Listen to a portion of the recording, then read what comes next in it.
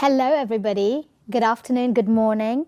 And I am delighted to be the one chosen to introduce to you this really distinguished group of people that we've got here sitting around the table. 6, I think, of the most brilliant, most consequential people on the planet today. And I don't think that's an overstatement. So these are the winners of the 2025 Queen Elizabeth Prize for Engineering. And it honors the laureates here that we see today for their singular impact on today's artificial intelligence technology. Given your pioneering achievements in advanced machine learning and AI, and how the innovations that you've helped build are shaping our lives today, I think it's clear to everyone why this is a really rare and exciting opportunity to have you together around a table. For me personally, I'm really excited to hear you reflect on this present moment that we're in, the one that everybody's trying to get ahead of and understand, and your journey, the journey that brought you here today. But also to understand how your work and you as individuals have influenced and impacted one another and the companies and the technologies that you've built. And finally, I'd love to hear from you to look ahead and to help us all see a bit more clearly what is to come, which you are in the best position to do. So I'm so pleased to have you all with us today and looking forward to the discussion. So I'm going to start going from the zooming out to the very personal. I want to hear from each of you a personal kind of aha moment in your career that you've had that you think has sort of impacted the work that you've done or was a turning point for you that brought you on this path to why you're sitting here today, whether it was kind of early in your career and your research or much more recently. What was your personal moment of awakening that has impacted the technology? Should we start here with you, Joshua? Thank you. Yes, with pleasure. I would go to 2 moments. One, when I was a grad student and I was looking for something interesting to research on, and I read some of Jeff Hinton's early papers, and I thought, wow, this is so exciting. Maybe there are a few simple principles like the laws of physics that could help us understand human intelligence and help us build intelligent machines. And the second moment I want to talk about is 2.5 years ago after ChatGPT came out, and I realized, what are we doing? What will happen if we build machines that understand language, have goals, and we don't control those goals? What happens if they are smarter than us? What happens if people abuse that power? So that's why I decided to completely shift my research agenda and my career to try to do whatever I could about it. That's 2 kind of very diverging things. Very interesting. Bill, tell us about your moment of like kind of building the infrastructure that's fueling what we have I'll give today. you 2 moments as well. So the first was, in the late 90s, I was at Stanford trying to figure out how to overcome what was at the time called the memory wall, the fact that accessing data from memory is far more costly in energy and time than doing arithmetic on it. And it sort of struck me to organize computations into these kernels connected by streams, so you could do a lot of arithmetic without having to do very much memory access. And that basically led the way to what became called stream processing, ultimately GPU computing. And we originally built that thinking we could apply GPUs not just for graphics, but to general scientific computations. So the second moment was I was having breakfast with my colleague Andrew Ng at Stanford. And at the time he was working at Google finding cats on the internet, using 16,000 CPUs in this technology called neural networks. Which Fei Fei had something to do with also. And he basically convinced me this is a great technology. So I, with Brian Catanzaro, repeated the experiment on 48 GPUs at NVIDIA. And when I saw the results of that, I was absolutely convinced that this is what NVIDIA should be doing. We should be building our GPUs to do deep learning, because this has huge applications in all sorts of fields beyond finding cats. And that was kind of an aha moment to really start working very hard on specializing the GPUs for deep learning and to make them more effective. And when was that? What year? The breakfast was in 2010, and I think we repeated the experiment in 2011. Okay. Yeah. Jeff, tell us about your work. One very important moment was when in about 1984, I tried using backpropagation to learn the next word in a sequence of words. So it was a tiny language model, and discovered it would learn interesting features for the meanings of words. So just giving it a string of symbols, it just by trying to predict the next word in a string of symbols, it could learn how to convert words into sets of features that captured the meaning of the word and have interactions between those features, predict the features of the next word. So that was actually a tiny language model from late 1984, that I think of as a precursor of these big language models. The basic principles were the same, it was just tiny. But it we had took 100 40 training years. examples. It took 40 years to get us here, though. And it took 40 years to get here, and the reason it took 40 years was we didn't have the compute and we didn't have the data. And we didn't know that at the time. We couldn't understand why we weren't just solving everything with backpropagation. Which takes us cleanly to Jensen. We didn't have the compute for 40 years, and here now you are building it. Tell us about your moments of real kind of clarity. Well, for my career, I was the first generation of chip designers that was able to use higher level representations and design tools to design chips. And that discovery was helpful when I learned about a new way of developing software around the 2010 timeframe, simultaneously from 3 different labs. What was going on in University of Toronto, researchers reached out to us at the same time that researchers at the NYU reached out to us, as well as in Stanford reached out to us at the same time. And I saw the early indications of what turned out to have been deep learning around the same time, using a framework and a structured design to create software. And that software turned out to have been incredibly effective. And that second observation, seeing again, using frameworks, higher level representations, structured types of structures like the deep learning networks, was able to develop software was very similar to designing chips for me. And the patterns were very similar. And I realized at that time, maybe we could develop software and capabilities that scale very nicely as we've scaled chip design over the years. And so that was quite a moment for me. And when do you think was the moment when the chips really started to help scale up today's sort of the LLMs that we have today? Because you said 2010, that's still a 15-year. Yeah. The thing about NVIDIA's architecture is once you're able to get something to run well on a GPU, because it became parallel, you could get it to run well on multiple GPUs. That same sensibility of scaling the algorithm to run on many processors on one GPU is the same logic and the same reasoning that you could do it on multiple GPUs and then now multiple systems, and in fact, multiple data centers. And so that once we realized we could do that effectively, then the rest of it is about imagining how far you could extrapolate this capability. How much data do we have? How large can the networks be? How much dimensionality can it capture? What kind of problems can it solve? All of that is really engineering at that point. The observation that the deep learning models are so effective is really quite the spark.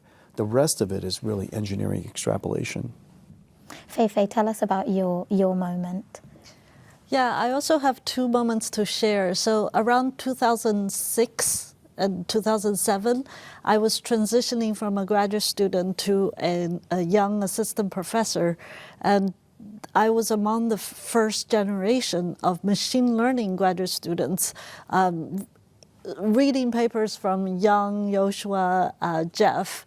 And I was really obsessed in trying to solve the problem of visual recognition, which is the ability for machines to see meaning in objects in everyday pictures. And we were struggling with this problem in machine learning called generalizability, which is after learning from certain number of examples, can we recognize something, a new example, a new sample? And I've tried every single algorithm under the sun, from BaseNet to support vector machines to neural network. And the missing piece that my student and I realized is that data is missing. That if you look at the evolution or development of intelligent animals like humans, we were inundated with data in the early years of development, but our machines were starved with data. So we decided to do something crazy at that time to create an internet-scale data set over the course of 3 years called ImageNet that included 15 million images hand-curated by people around the world across 22,000 categories. So for me, the aha moment at that point is big data drives machine learning.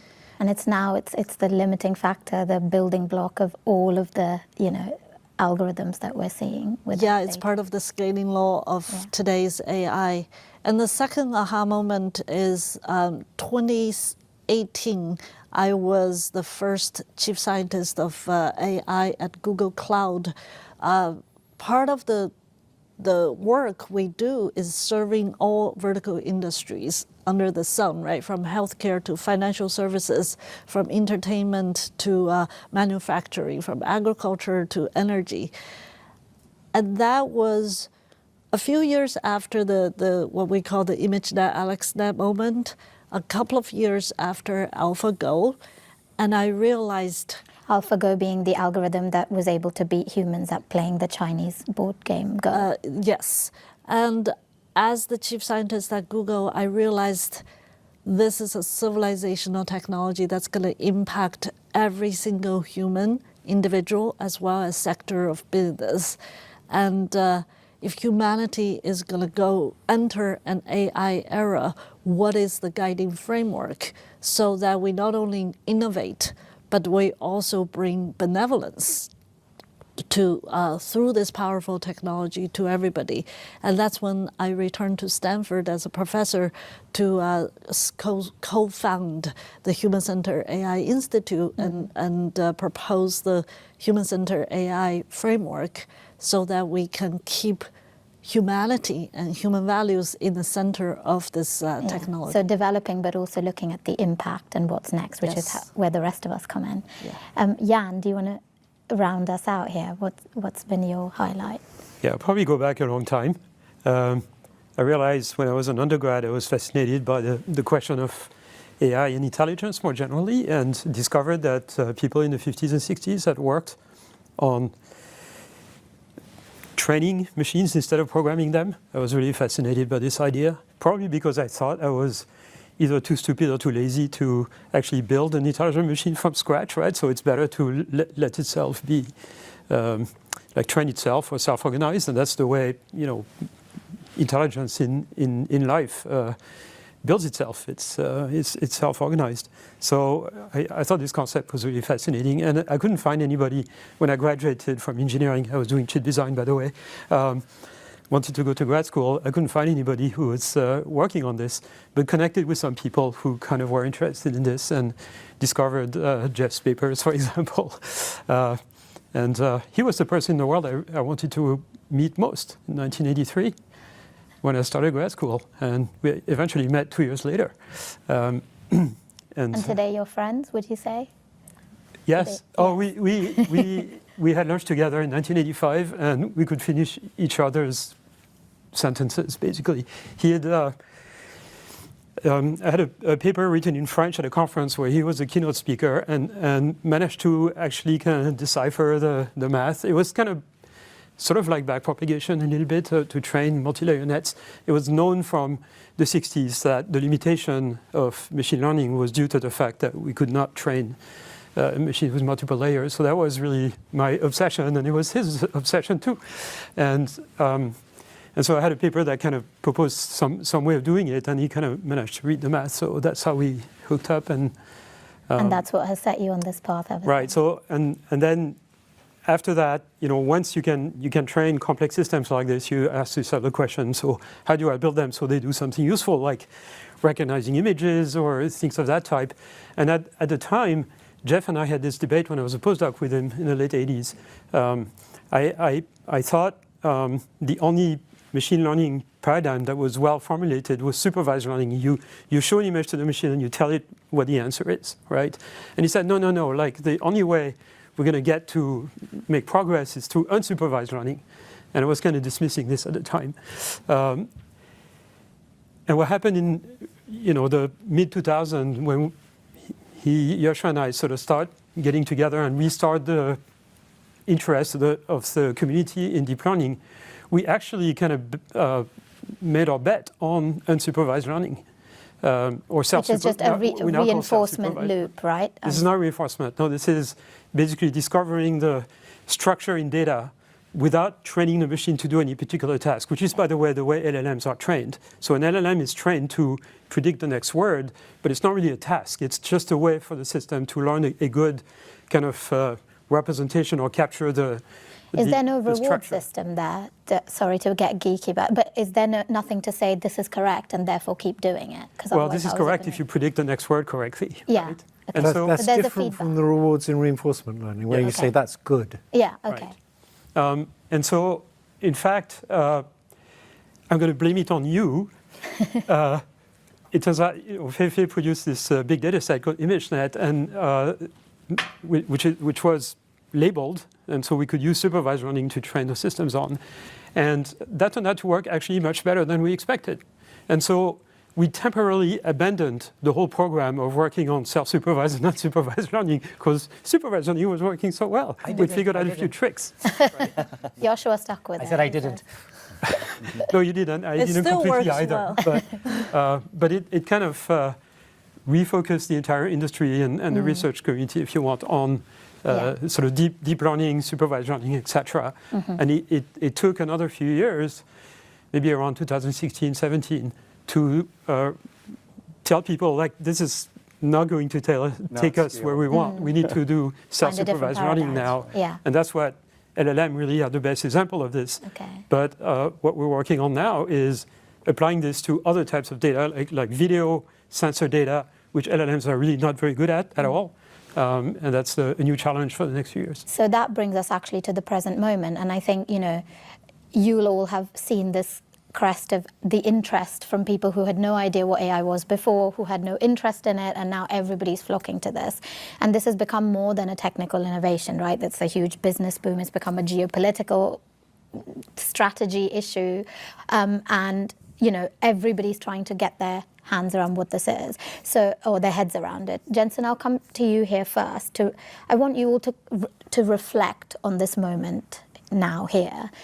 NVIDIA in particular it's basically in the news every day, hour, week, and you have become the most valuable company in the world. So there's something there that people want. You'll be relieved to hear that. Yeah, tell us about, are you worried that we are getting to the point where people don't quite understand and we're all getting ahead of ourselves and there's going to be a reckoning, that there's a bubble that's going to burst and then it will right itself? And if not, what is the kind of biggest misconception about demand coming from AI that is different to, say, the dot-com era, or that people don't understand, if that's not the case? During the dot-com era, during the bubble, the vast majority of the fiber deployed were dark, meaning the industry deployed a lot more fiber than it needed. Today, almost every GPU you could find is lit up and used. And so the reason why, I think it's important to take a step back and understand what AI is. For a lot of people, AI is ChatGPT and it's image generation, and that's all true. That's one of the applications of it. And AI has advanced tremendously in the last several years. The ability to not just memorize and generalize, but to reason and effectively think and ground itself through research. It's able to produce answers and do things that are much more valuable now. It's much more effective. And the number of companies that are able to build businesses that are helpful to other businesses, for example, a software programming company, an AI software company that we use called Cursor, they're very profitable, and we use their software tremendously. And it's incredibly useful. Or Abridged or Open Evidence, who are serving the healthcare industry, doing very, very well, producing really good results. And so the AI capability has grown so much, and as a result, we're seeing these two exponentials that are happening at the same time. On the one hand, the amount of computation necessary to produce an answer has grown tremendously. On the other hand, the amount of usage of these AI models are growing also exponentially. These two exponentials are causing a lot of demand on compute. Now, when you take a step back, you ask yourself, fundamentally, what's different between AI today and the software industry of the past? Well, software in the past was pre-compiled, and the amount of computation necessary for the software is not very high. But in order for AI to be effective, it has to be contextually aware. It can only produce the intelligence at the moment. You can't produce it in advance and retrieve it. That's called content. AI intelligence has to be produced and generated in real time. And so as a result, we now have an industry where the computation necessary to produce something that's really valuable and in high demand is quite substantial. We have created an industry that requires factories. That's why I remind ourselves that AI needs factories to produce these tokens, to produce the intelligence. And this is a once in a, it's never happened before, where the computer is actually part of a factory. And so we need hundreds of billions of dollars of these factories in order to serve the trillions of dollars of industries that sits on top of intelligence. You come back and take a look at software in the past. Software in the past they're software tools. They're used by people. For the first time, AI is intelligence that augments people. And so it addresses labor, it addresses work, it does work. So you're saying, no, this is not a bubble? I think we're well in the beginning of the build-out of intelligence. And the fact of the matter is most people still don't use AI today. And someday, in the near future, almost everything we do, every moment of the day, you're going to be engaging AI somehow. And so between where we are today, where the usage is quite low, to where we will be someday, where the usage is basically continuous, that build out is we're well. And even if the LLM runway runs out, you think GPUs and the infrastructure you're building can still be of use in a different paradigm? And then I want to open up to others to talk about. LLM is a piece of the AI technology. AIs are systems of models, not just LLMs, and LLMs are a big part of it. But there's systems of models, and the technology necessary for AI to be much more productive from where it is today, irrespective of what we call it, we still have a lot of technology to develop yet. Who wants to jump in on this? Especially if you disagree. I don't think we should call them LLMs anymore. They're not language models anymore. Yeah. They right. start as language models, at least that's the pre-training, but more recently there's been a lot of advances in making them agents. In other words, go through a sequence of steps in order to achieve something interactively with an environment, with people right now through a dialogue, but more and more with a computing infrastructure. And the technology is changing. It's not at all the same thing as what it was 3 years ago. I don't think we can predict where the technology will be in 2 years, 5 years, 10 years. But we can see the trends. So one of the things I'm doing is trying to bring together a group of international experts to keep track of what's happening with AI, where it is going, what are the risks, how are they being mitigated. And the trends are very clear across so many benchmarks. Now, because we've had so much success in improving the technology in the past, it doesn't mean it's going to be the same in the future. So then there would be financial consequences if the expectations are not met. But in the long run, I completely agree. But currently, what about the rest of you? Do you think that the valuations are justified in terms of what you know about the technology, the applications? So I think there are three trends that sort of explain what's going on. The first is the models are getting more efficient. If you look just at attention, for example, going from straight attention to GQA to MLA, you get the same or better results with far less computation. And so that then drives demand in ways where things that may have been too expensive before become inexpensive enough now. You can do more with AI. At the same time, the models are getting better.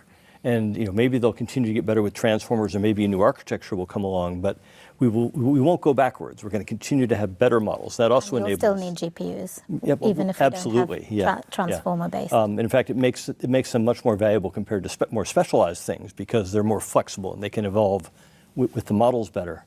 But then the final thing is, I think we've just begun to scratch the surface on applications. So almost every aspect of human life can be made better by having AI, assist somebody in their profession, help them in their daily lives. And I think we've started to reach maybe 1% of the ultimate demand for this.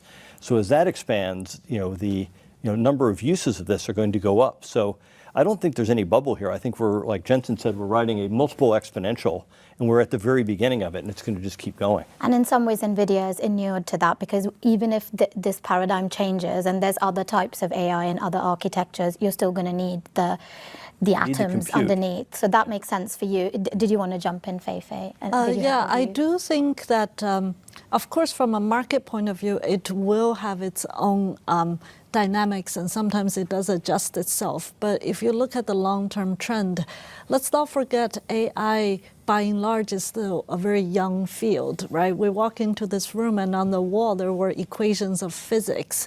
Physics has been a more than 400-year-old discipline, even if we look at modern physics. AI is less than 70 years old. If we go back to Alan Turing, that's about 75 years. So there is a lot more new frontiers that is to come. Jensen and Joshua talk about LLMs and agents. Those are more language-based. But even if you do self-introspection of human intelligence, there's more intelligent capabilities beyond language. I have been working on spatial intelligence, which is really the combination or the linchpin between perception and action, where humans and animals have incredible ability to perceive, reason, interact with, and create worlds that goes far beyond language. And even today's most powerful language-based or LLM-based models fail at rudimentary spatial intelligence tests. So from that point of view, as a discipline, as a science, there's far more frontiers to conquer and to open up, and that brings the applications opens up more applications. Yeah, and you work at a company, and so you have the kind of dual perspective of being a researcher and working in a commercial space. Do you agree? Do you believe that this is all justified and you can see where this is all coming from? Or do you think we're reaching an end here and we need to find a new path? So I think there are several points of view for which we're not in a bubble. And at least one point of view suggesting that we are in a bubble, but it's sort of different things. So we're not in a bubble in the sense that there are a lot of applications to develop based on LLMs. LLM is the current dominant paradigm, and there's a lot to milk there. This is what Bill was saying, to kind of help people in their daily lives with current technology. That technology needs to be pushed, and that justifies all the investment that is done on the software side and also on the infrastructure side. Once we have smart wearable devices in everybody's hands, assisting them in their daily lives, the amount of computation that would be required, as Jensen was saying, to serve all those people is going to be enormous. So in that sense, the investment is not wasted. But there is a sense in which there is a bubble, and it's the idea somehow that the current paradigm of LLM will be pushed to the point of having human-level intelligence, which I personally don't believe in, and you don't either. We need kind of a few breakthroughs before we get to machines that really have the kind of intelligence we observe, not just in humans, but also animals. Mm-hmm. We don't have robots that are nearly as smart as a cat, right? And so we're missing something big still, which is why AI progress is not just a question of more infrastructure, more data, more investment, and more development of the current paradigm. It's actually a scientific question of how do we make progress towards the next generation of AI Which is why all of you are here, right? Because you actually sparked the entire thing off. And I feel like, we're moving much towards the engineering application side. But what you're saying is we need to come back to what brought you here originally. On that question of human level intelligence, we don't have long left. So I just want to do a quick fire. I'm curious. Can each of you say how long you think it will take until we do reach that point where you believe we're, equivalent machine intelligence to a human or even a clever animal like an octopus or whatever? How far away are we? Just the years? It's not going to be an event. Okay. Okay, because the capabilities are going to expand progressively in various domains. Over what time period? Over, maybe we'll make some significant progress over the next 5 to 10 years to come up with a new paradigm. Fei, and then maybe, progress will come, but it'll take longer than we think. Okay. Parts of machines will supersede human intelligence, and part of the machine intelligence will never be similar or the same as human intelligence. They're built for different purposes, and they will. When do we get to superseding? Part of it is already here. How many of us can recognize 22,000 objects in the world? So Do you not think an adult human can recognize 22,000 objects? The kind of granularity and fidelity, no. How many adult humans can translate 100 languages? That's harder, yeah. So, yeah. So I think we should be nuanced and grounded in scientific facts that just like airplanes fly, but they don't fly like birds. And machine-based intelligence will do a lot of powerful things, but there is a profound place for human intelligence to always be critical in our human society. Jensen, do you have? We have enough general intelligence to translate the technology to an enormous amount of society useful applications in the next coming years. And with respect to year? Yeah, we're doing it today. Yeah. And so I think one, we're already there. And two, the other part of the answer is it doesn't matter. Because at this point, it's a bit of an academic question. We're going to apply the technology to, and the technology is going to keep on getting better, and we're going to apply the technology to solve a lot of very important things from this point forward. And so I think the answer is it doesn't matter. And it's now as well? Yeah, you decide, right. If you refine the question a bit to say, how long before, if you have a debate with this machine, it'll always win? I think that's definitely coming within 20 years. We're not there yet, but I think fairly definitely within 20 years we'll have that. So if you define that as AGI, it'll always win a debate with you. We're going to get there, and we're going to get there in less than 20 years probably. Okay. Bill, do you have? Yeah, well, I'm sort of with Jensen that it's the wrong question, right? Because our goal is not to build AI to replace humans or to be better than humans. But it's a scientific question. It's not that we'll replace humans. The question is, could we, as a society, build something? But our goal is to build AI to augment humans. And so what we want to do is complement what humans are good at. Humans can't recognize 22,000 categories, or most of us can't solve these math Olympiad problems. So we build AI to do that, so humans can do what is uniquely human, which is be creative and be empathetic and understand how to interact with other people in our world. And I think that it's not clear to me that AI will ever do that, but AI can be huge assistance to humans. So I'll beg to differ on this. I don't see any reason why at some point we wouldn't be able to build machines that can do pretty much everything we can do. Of course, for now, on the spatial and robotics side, it's lagging, but there's no conceptual reason why we couldn't. So on the timeline, I think there's a lot of uncertainty, and that we should plan accordingly. But there is some data that I find interesting, where we see the capability of AIs to plan over different horizons to grow exponentially fast in the last 6 years. And if we continue that trend, it would place roughly the level that an employee has in their job to AI being able to do it within about 5 years. Now, this is only one category of engineering tasks, and there are many other things that matter. For example, one thing that can change the game is that many companies are aiming to focus on the ability of AI to do AI research. In other words, to do engineering, to do computer science, and to design the next generation of AI, including maybe improving robotics and spatial understanding.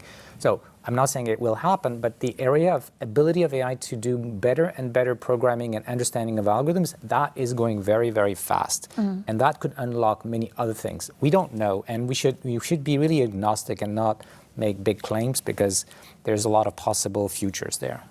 So our consensus is, in some ways we think that future is here today, but there's never going to be one moment. And the job of you all here today is help to guide us along this route until we get to a point where we're working alongside these systems.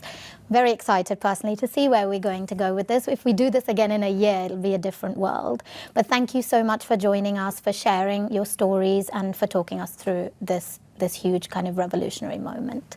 Thank you.